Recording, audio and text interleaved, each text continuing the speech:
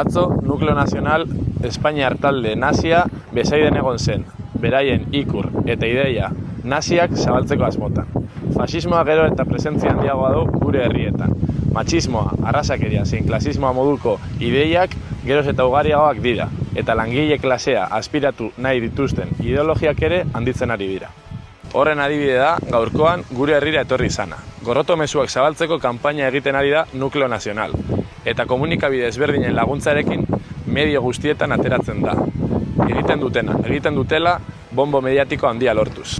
Fasismoaren aurka borrokatzen jarraitu beharra daukagu. Ideia zapaltzaile ororen aurka borrokatzen eta antolatzen jarraitu beharra daukagu. Horregaitik, sozialismora bidean indarrak metatzen jarraitu behar dugu. Hau baita, fasismoaren aurka egiteko eta zapalkuntza guztien gaindipena lortzeko bidea. Dagoena olartu, ala borrokara batu. Batu sozialismoaren aldeko borrokara.